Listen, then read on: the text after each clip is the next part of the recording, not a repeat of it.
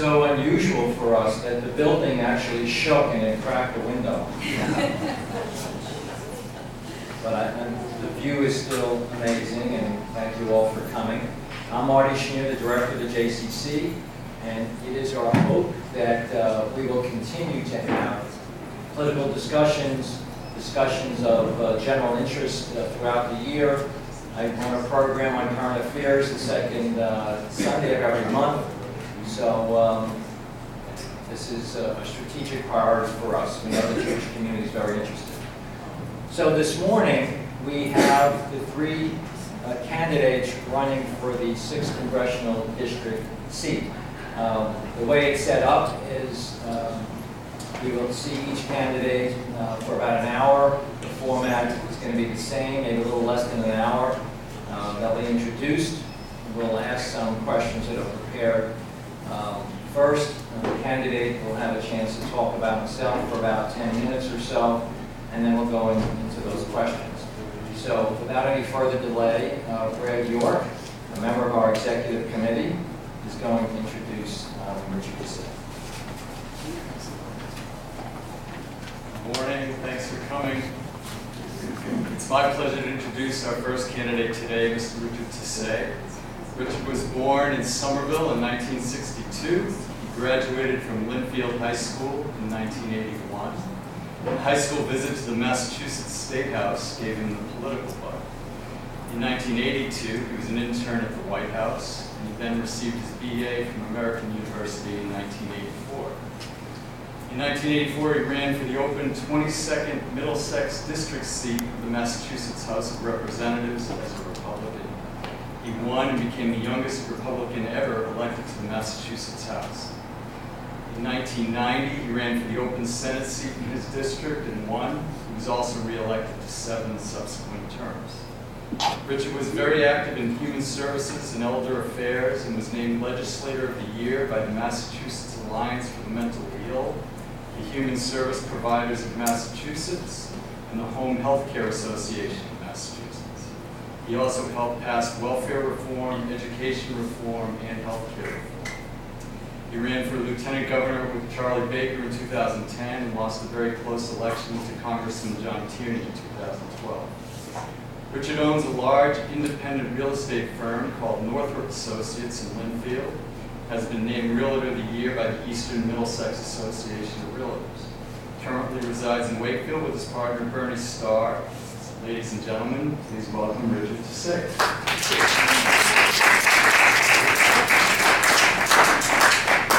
That was the best introduction I've had in a while. I wrote it yesterday. What are you doing tomorrow? You can follow me around. Hey, I just want to thank you for the opportunity to come here and be able to say a few words, and basically for the opportunity for you to get to know me and just what I'm all about and why I want to go to Washington and try to help save the country. Let me just start off by saying, as was mentioned, my name is Richard Tisei. I live in Wakefield. And I was in the legislature, 6 years in the House, 20 in the state Senate.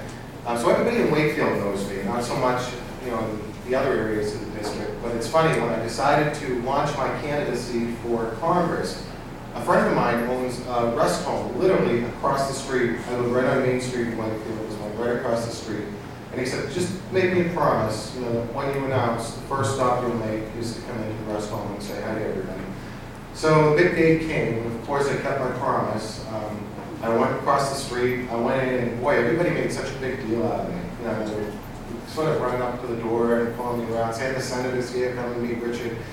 And I started to get a little too much of a big head and a little too self-assured. Because there was a woman, she was sitting all by herself on the couch watching TV, and stupid me, I go up to her and I put out my hand and said, do you know who I am? And she looked up at me and said, I'm sorry, son, but if you go to the front desk, I'm sure somebody can tell you.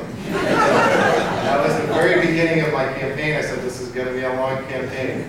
But this is a great opportunity for the people of the 6th Congressional District. We don't have open seats come along very often.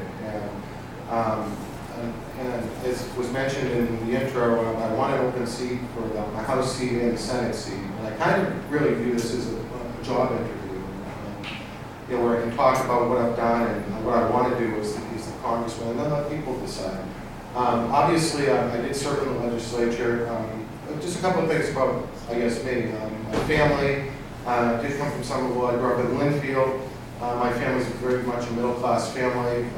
I'm the first. My parents weren't political. They thought I was a little strange when I got involved in politics. I got chosen to be the state representative for a day when I was in high school. Went to the State House. There's a whole program set up. And I was so inspired, thinking that actually everyday people could just go in and play a role in their government and actually change things, that it really made me want to go into government. The program, by the way, 1 out of every 3 kids who's chosen to participate ends up going on to become an elected official. So it's pretty powerful. My oldest sister is disabled, and she's been disabled all her life. And in the legislature, the one thing I always, when you're in a family and you have somebody who is disabled, you understand what the proper role of government should be. And there is a big debate going on in this country. You have some people on one side, they don't even think we need a government, they just want to shut it down. Then you have people on another side who think that government should make every decision for individuals. You can't even have bake sales in schools anymore. Or you can't drink chocolate milk, in school because of the new food regulations. I mean, the government comes out with so many different things. I'm very libertarian. I think people should make their own decisions. But what I do think that the government should do is always be there for people who need help. And the mentally ill, the developmentally disabled, the physically disabled, senior citizens, and that's what I want to be able to do is, I think I have the right priorities to be able to go out to Washington and fight for the things that are most important. Just to give you a couple of ideas of who I am, what type of things really motivated me. I had an individual come to me when I was a state senator who said, I work at a hospital, there was all this substandard care going on in the hospital, what should I do? I said, you know what, you should go to the hospital, you should go and you should report it. And he went and reported it at the hospital, they didn't do anything. I said, go to the state. And the state, sure enough, came in and corrected things. But he got fired from his job for reporting what he saw. And I didn't think that that was right. And most healthcare employees in Massachusetts were at-will employees, or at-will employees, they could be fired for anything.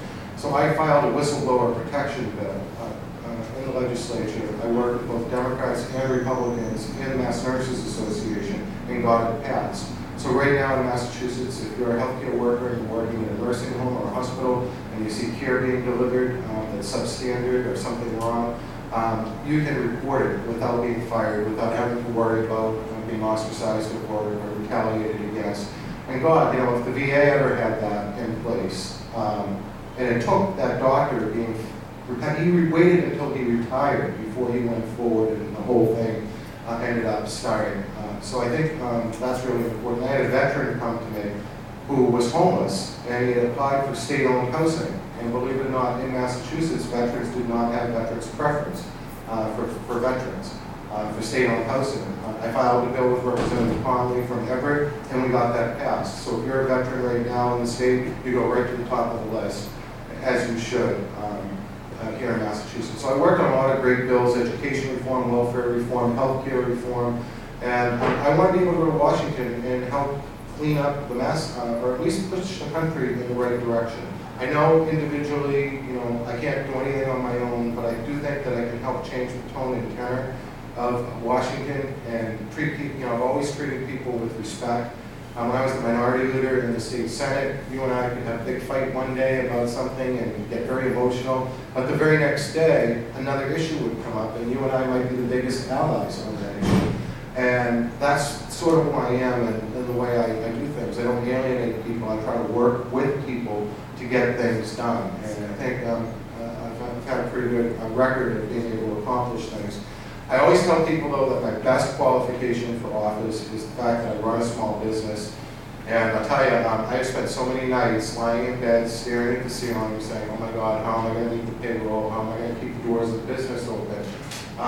That really, for me personally, and it's a real estate company, so you can imagine what 2008 and 2009 was like. A 60-year-old company, all of a sudden, we lost a third of our revenue literally overnight, and we had to figure out a way to do things a little differently to keep business going. And So for me, I understand that there are a lot of people who are very anxious right now about the economy and don't feel as though that their kids are going to have the same opportunities that they've had during the course of their lifetime. So I think I can bring those concerns down to Washington with me. And I always say too, anybody who knows anything about real estate knows that one of my job skills again is you deal with very emotional buyers, very emotional sellers, a lot of obstacles in the middle, and a realtor, a good one, is able to remove the obstacles and bring the parties together in order to consummate a sale. That's what I'm good at, and that's what I want to be able to do again down in Washington. I will say we're in a very important time right now for the country. And I'll just ask for, just a show of hands. How many of the people in the room have kids and grandkids? Just raise your hand. And how many of you think that your kids and your grandkids are going to have the same quality of life, the same educational opportunities, the same employment opportunities that you've had during the course of your lifetime? Raise your hand. We have a few. Usually, when I ask that, nobody raises their hand or very few people do, because most people think that we're heading in the wrong direction as a country right now, and that, first, we have $17 trillion in debt right now, which is a huge problem, and the next generation, this is the great thing about America, is that from the time that we were formed as a country, one generation is always passed off to the next generation, a country better than they found it. And here we are at this moment in time, about to pass off a country to the next generation that is really in terrible shape. Again, $17 trillion in debt. Every kid who's born today owes $53,000 towards that debt. Jobs, when I hear that this is the number one issue that you hear in jobs in the economy, and the fact that our economy isn't creating the type of jobs that people need to live, work, and raise a family here in Marblehead or in the 6th District or Massachusetts or the country. Most of the new jobs that are being created are part-time jobs, they're minimum wage jobs. And as a small business owner, I understand it. A lot of small businesses don't want to hire anybody right now because whether it's either regulations or taxes or bad laws being passed, they're all waiting for the next bad thing to happen.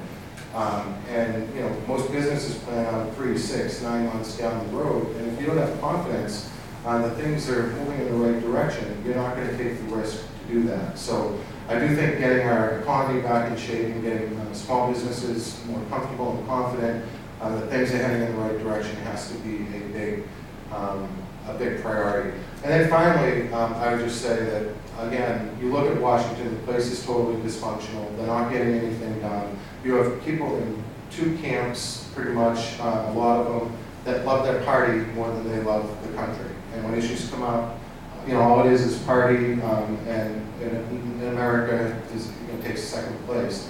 I've always had a record when I was in the legislature of being very independent-minded. When Mitt Romney was the governor, I voted with him 50% of the time, but I also voted against him 50% of the time. I didn't do that on purpose. I did it because every issue that came up, I looked at individually, and I said, what's best for the people of my district, and what's best for the people of the state? And the only promise I'll make, and I've made during this entire campaign, is that if I'm elected, I will be the same type of congressman that I was a state senator. Meaning that when anything comes up, I'm going to look and say, what's best for the people of this district first, and then secondly, almost as important, what's best for the country, put the country first to try to move things forward. I know a lot of people here are interested in probably a little bit about foreign affairs, and I'll just say that I've been to Israel. I consider myself a very strong supporter of Israel. I went on a trade mission with Governor Salucci. We met with a lot of the political and business and educational leaders in the country. I got a really good idea of what Israel is all about and how important that country is. They are if you look at the Middle East, they're the only island of stability in just a sea of chaos right now. The only democracy, the only place that you can truly think and act as individuals. The only place where you're free to worship. The only place that you can be openly gay, and I'm gay and I'm married. And the only place that women have equal rights. And we should be doing everything we can to be a good friend to Israel and do what we can to help them through the difficulties they're having right now. And I think most Americans usually don't pay any attention to what's going on, particularly in the Middle East. But when you watch on a day-to-day basis what is going on right now, it is scary, and I think people are getting a stronger appreciation for the fact that that America has to be there for Israel when Israel needs our help and needs our support. And as a congressman, I think most people here will be very pleased when issues come up pertaining to Israel that I will be a very strong ally and proponent of supporting Israel within the Congress. So I don't know. I have a few questions to start off, and then we'll open it up. So we prepared a few questions just to get it started, and then you're free to ask other questions. You mentioned the economy, Richard. What are other legislative priorities for your first term of economy? Well, it is mostly the economy. Like what I want to do is try to help, first of all, the economy here, and we can do that in a number of different ways. First of all, repealing the medical device tax. This congressional district is probably the number 2 or 3 in the country for the number of medical device companies that are here. And when the Affordable Care Act passed, there was a 2.3% tax on gross income that was included as part of the bill.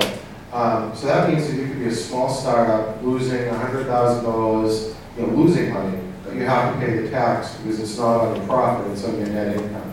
Medical device companies, the average starting salary is between $60,000 and $80,000. Those are the jobs that we need to be creating. So I do that first. I'm very sensitive to what's going on up in Gloucester. The fishermen up in Gloucester have been pretty much put out of business because of overregulation by the federal government, and so I'd like to see a more balanced approach to the way the federal government has dealt with the situation there.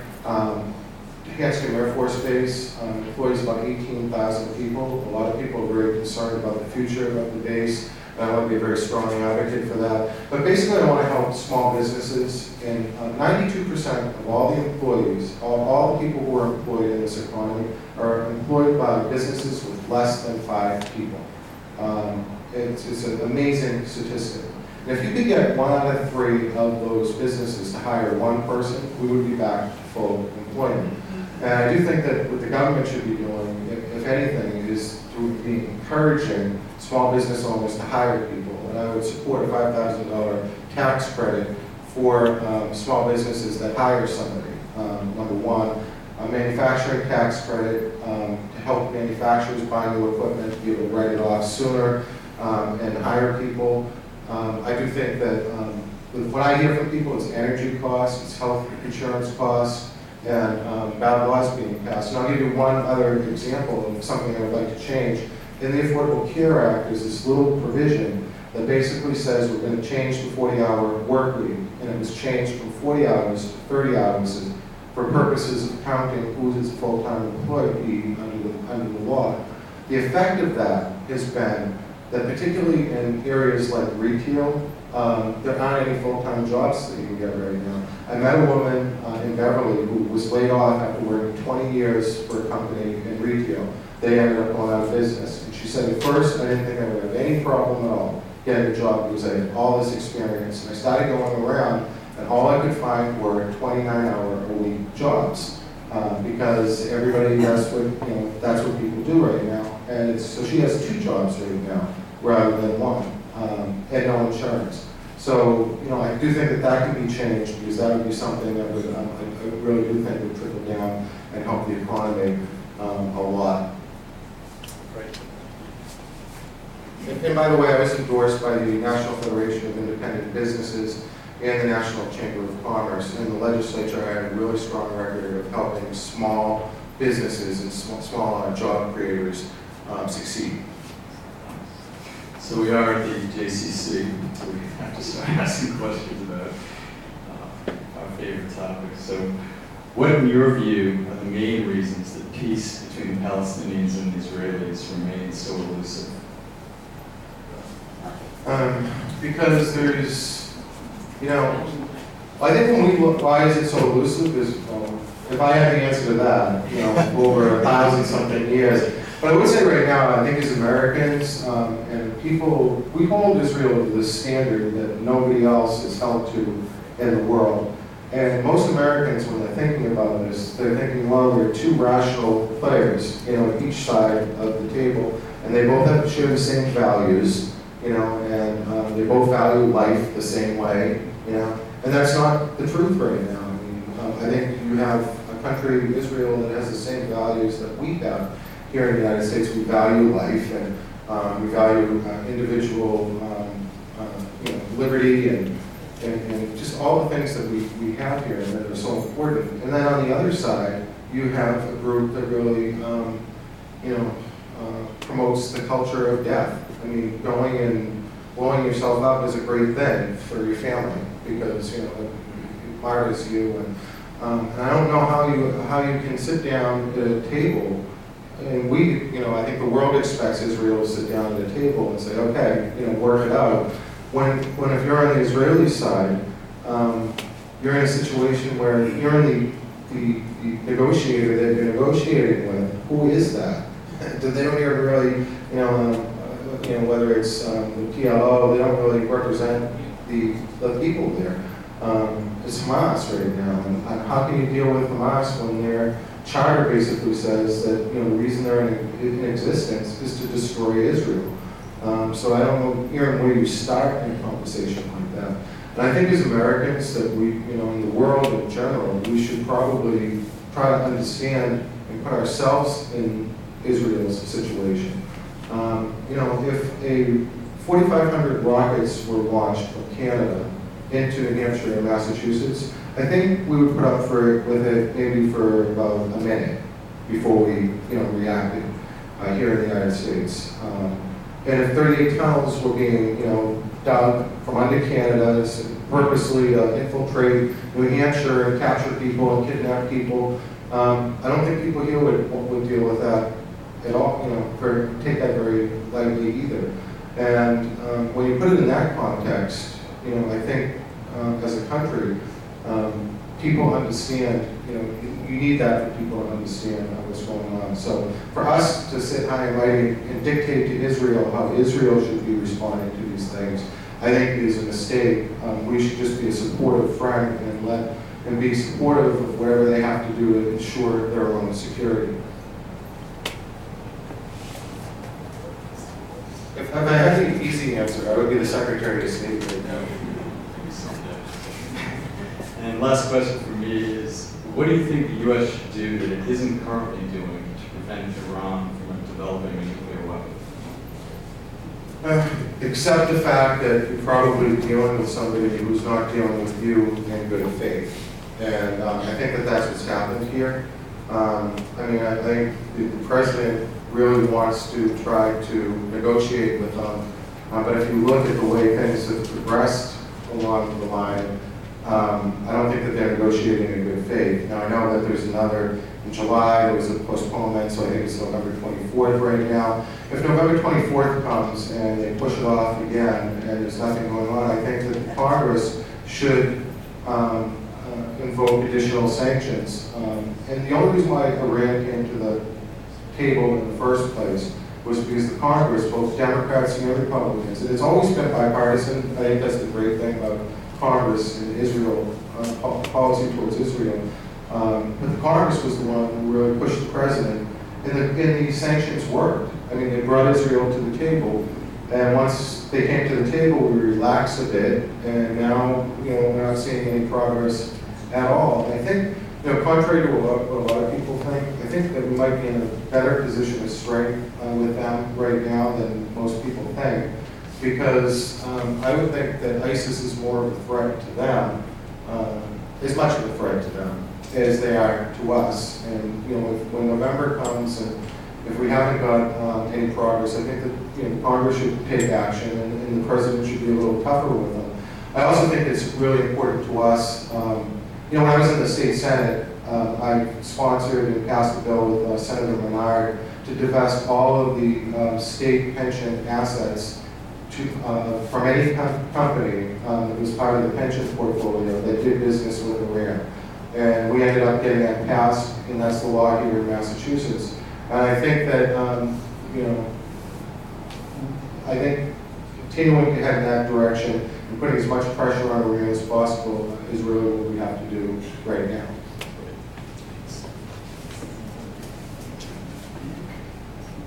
Okay, so anyone else have questions? They were open.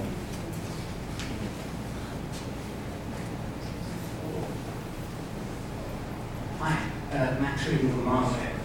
As you know, the hospitals in the United States of America and the large insurance companies negotiate drug prices, i.e. the list price in pharma is nothing near the price that the hospitals and small operations and large in industries receive. And that includes the U.S. Army, Navy, and Air Force, except for Medicare. Medicare cannot negotiate any price other than this price for every medication that it gets. That was a law that was passed by Bush too. And I was wondering what you were going to do about removing that impediment to our medical costs.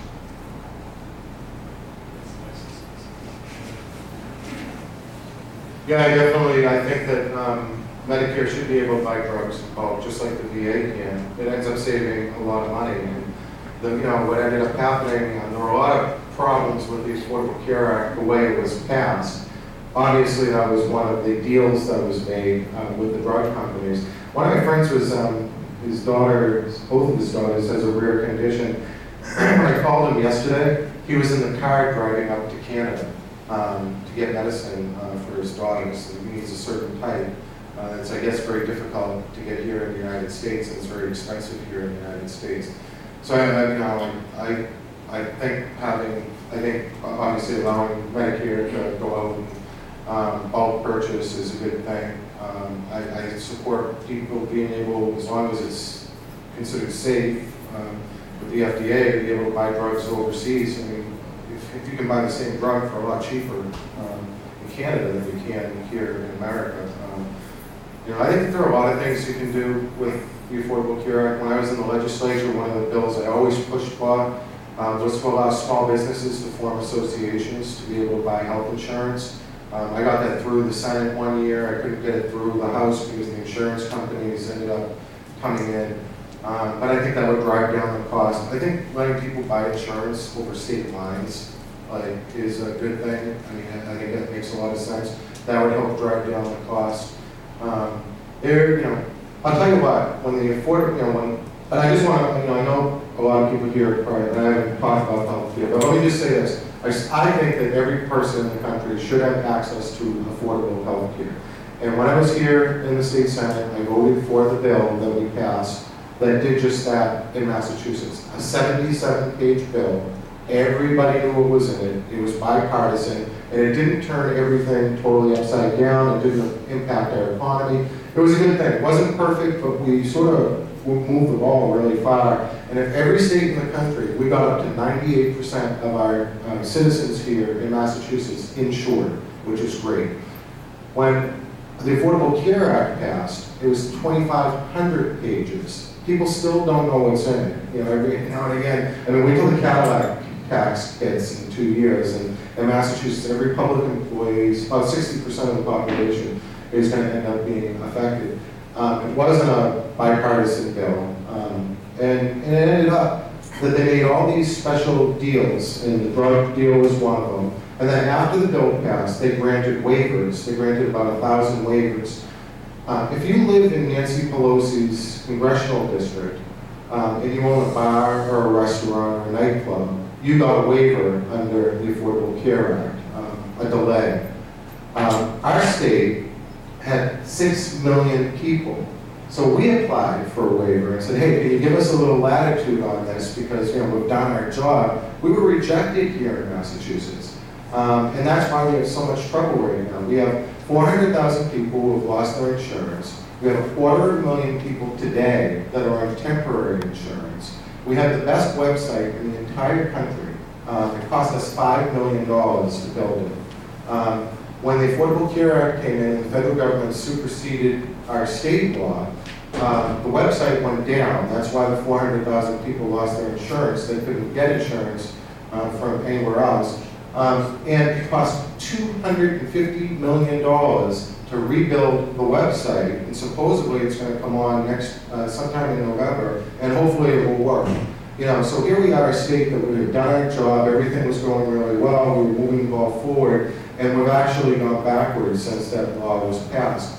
Every major candidate for governor, Martha Coakley, Charlie Baker, the three independents have all come out and said we need a waiver for Massachusetts, and that will be one of the first things that I work on as a congressman, to try to get Massachusetts just a little bit of relief or a little bit of consideration. And that's one of the differences in the race because for this.